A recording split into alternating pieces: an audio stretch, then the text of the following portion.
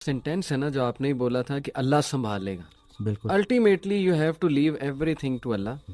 اور قرآن مجید میں بھی اللہ ایون نبی صلی اللہ علیہ وسلم کہتے ہیں نا کہ تم مشورہ کرو لیکن اس کے بعد اللہ پہ توکل کرو اور چھوڑ دو, اللہ تعالیٰ اس کو سنبھال لے گا. آئی تھنک جب ہمیں یہ بلیف ہو گیا نا کہ کائنات کا نظام چلانے والا اللہ ہے, لوگوں کے دلوں کا کنٹرول اللہ کی 2 انگلیوں کے درمیان ہے, یہ حدیث میں آتا ہے, ہر چیز ایٹم بھی موو نہیں کر سکتا اللہ کی اجازت کے بغیر. اللہ الوکیل ہے جس کا مطلب ہے ڈسپوزر آف افیئرز.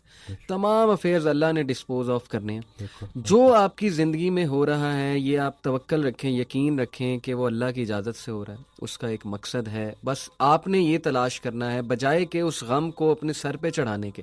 جیسے آپ نے کہا you just have to find out کہ یار یہ آیا کیوں ہے, اس کا مقصد کیا ہے, یہ مجھے کیا سکھانا چاہ رہا ہے. اور سجدے میں جا کے بندہ رو پڑے اللہ کے آگے, اللہ سے تقویت مانگے, اللہ سے کہے کہ اللہ مجھے پرسپیکٹیو دے. بلکہ میں ایک کوٹ پڑھ رہا تھا, ایون دو ہی از اے نان مسلم رائٹر ہے بہت بڑا, میرے ذہن سے ابھی خیر نام نکل گیا, انہوں نے بڑی کمال کی بات کی. انہوں نے کہا oh my lord make me brave and مجھے ایسی سکت دے کہ میں اپنے غم سے وہ ریزن ڈھونڈ سکوں کہ یہ آیا کیوں ہے. سبحان اللہ. یعنی ایون دو از اے نان مسلم لیکن یہ کہ اتنی اس میں عقل ہے کہ وہ یہ دعا کر رہا ہے. تو یہی بات ہے کہ وزڈم فائنڈ آؤٹ کرو کہ یہ کیوں آیا ہے.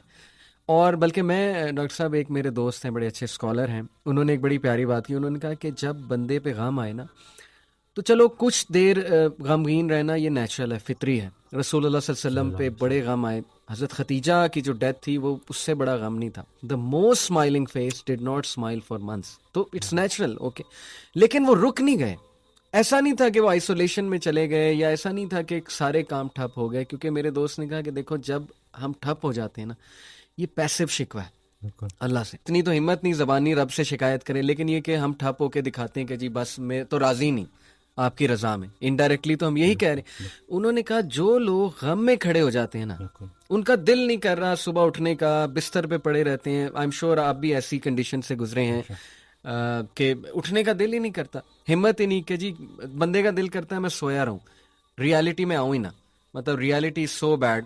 لیکن اس وقت جو اٹھ جاتا ہے نا یقین کریں, جو ہمت پکڑتا ہے اللہ کا نام لیتا ہے, آئی تھنک یہ اللہ کو وہ یہ میسج دے رہا ہے کہ اللہ میں راضی ہوں, راضی ہوں. بالکل. بس اب آپ چلائیں مجھے. صبر بھی, بلکہ میرے پاس پیشنٹ آئے تو میں ان کی میں نے کہا آپ نے صبر کرنا ہے, کہتے کر رہا ہوں نا. میں نے کہا کہ صبر تو ایسے کرنا ہے کہ دوسرا بندہ اپنی پریشانی بھول جائے. صبر ایسے آپ نے ڈیفائن کرنا ہے کہ دوسرا آپ کے پاس آئے اور آپ, کیونکہ یہی صبر ہے. بالکل ایسے. اب آپ کو میں دیکھ رہا ہوں آپ نے اپنے آپ کو چور چور کر دیا. اور باقی ایک اور بات کہ اپنے آنسوؤں کو لوگوں کے سامنے رائیگاں مت کرنا, کیونکہ ان آنسوؤں کی خریدار رحمت پروردگار ہے. تو ان کے سامنے بہاؤ اور پھر دیکھو کہ کیا ہوتا ہے. فکر آخرت تمہیں دنیا کی ہر فکر سے آزاد. صحیح بات. جو بن دیکھے رحمان سے ڈرتا تھا وہ تب نہیں ڈرے گا جب دیکھے گا. صحیح بات. بلکہ لاسٹ جب میں لاہور آیا تھا تو یہ میں نے وہ ٹی وی لگایا تو وہ قرآن کی, تو اس میں نا اس کی آیت, اس کا ترجمہ کہ قرآن پاک میں اللہ تعالیٰ کہتا ہے, ارشاد فرماتے ہیں کہ تم وہ وعدہ یاد رکھو جو تم نے مجھ سے کیا تھا, میں وہ وعدہ یاد رکھوں گا جو میں نے تم سے کیا تھا. تو ہم نے بس وہ وعدہ کیا تھا. نماز بھی تو اللہ کی یاد ہے نا. صحیح. تو اور پھر دوسرا یہ کہ یکسوئی, کہ جب آپ کا نا یکسوئی نصیب ہو جائے, ایک ہی آپ ڈائریکشن میں چلنا شروع ہو جاؤ. محبت کیا ہے؟ محبت ادھر ادھر دیکھنا نہیں ہے, ایک ہی ڈائریکشن میں دیکھنا. بالکل صحیح. تو جب آپ کی ڈائریکشن اللہ کی طرف ہو جائے نا, پھر اٹھنا بیٹھنا ہر چیز, اور ویسے ہی اللہ تعالیٰ آپ کو مشکل سے نکال لیتا ہے. اور ڈاکٹر صاحب آئی تھنک, اور باقی ایک کویسچن بہت سارے لوگ نا مجھ سے کرتے ہیں انگزائٹی سے ریلیٹڈ, کہ ہمیں لگتا ہے کہ ہمارے بعد ہمارے بیوی بچوں کا کیا ہوگا. تو میں یہ کہتا ہوں کہ حضرت کہتے ہیں آڈیو میں کہ جو انسان یہ سوچتا ہے کہ اس کے مرنے کے بعد اس کی بیوی بچوں کا کیا ہوگا, اس کا ایمان نامکمل ہے. اس نے پالنے والے کی پالنے والی صفت پہ ایمان ہی نہیں لایا. اللہ, جن کے لیے پوری کائنات بنائی ان کو یتیمی اور غریبی سے گزارا, ان کو ماں باپ نہیں دیے, آپ کو دے دیے. ہم شکر کے مقام کو گلے میں کنورٹ کر دیتے ہیں. صحت بھی ہے, زندگی بھی ہے, اور کب تک ہے کوئی نہیں جانتا, اور جب تک ہے وہ کوئی چینج نہیں کر سکتا. تو پھر ابھی کیوں پریشانی لیتے ہیں؟ کیا ان بچوں کو ہم پال رہے ہیں؟ صحیح بات. کیا ہم خود کو پال رہے ہیں؟ کیا ہم اس قابل ہیں؟ بے شک. قد پہ حد کا پہرا, صحت پہ بیماری کا پہرا, اور اتنے پہروں میں پیدا کیا ہوا انسان چاہتا کیا ہے؟ آزادی. تو یہ کر کے دیکھ لیں. صحیح بات. ڈاکٹر صاحب جسٹ ٹو وائنڈ اپ, کیونکہ ہمارا یوتھ کے ریلیٹڈ کام ہے, تو آپ نے کل میری آپ سے بات ہو رہی تھی, آپ نے ایک بڑی آئی اوپننگ بات کی.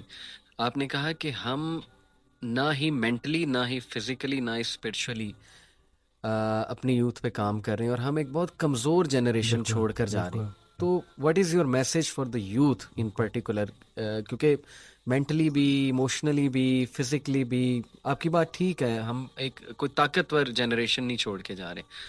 دیکھیں اصل میں بہت چیلنجنگ ہے, لیکن ان بچوں کو یہ سمجھنا ہوگا کہ ابھی چونکہ عمر ایسی ہوتی ہے, اس دن بھی ایک کوئی ہارٹ بریک ہو گیا تھا تو پراپر نہ صحیح ڈپریشن میں, تو میں نے اس کو کہا کہ ہر اس انسان کا شکریہ جس نے میری آنکھوں کو آنسو دیے, یہ آنسو مجھے اللہ کے پاس لے گئے. اس انسان کا سب سے بڑا تحفہ یہ جدائی ہے جو تجھے اللہ کے پاس لے کے جائے گی. لوگ کیا کرتے ہیں, یہ جو غیر اسلامی تعلقات, اسی طرح سے غیر شرعی چیزیں, یقین جانیں آپ جتنی مرضی دیکھ لیں سکون نہیں ملے گا آپ کو. اور یہی جو آپ کی گروئنگ ایج ہے نا, اس میں آپ کے ہارمونز بھی آن پوائنٹ بہترین ہے. اسی عمر میں آپ نے اسپورٹس میں انڈلج ہونا ہے, آپ نے پراپر طریقے سے ڈائٹ کا خیال رکھنا ہے, اور سب سے بڑھ کر یہی لرننگ ایج ہے, اس میں آپ نے سیکھنا ہے. اور جیسے جیسے آپ ایک قدم بڑھائیں گے اللہ کئی گنا زیادہ آپ کے قریب آتا جائے گا.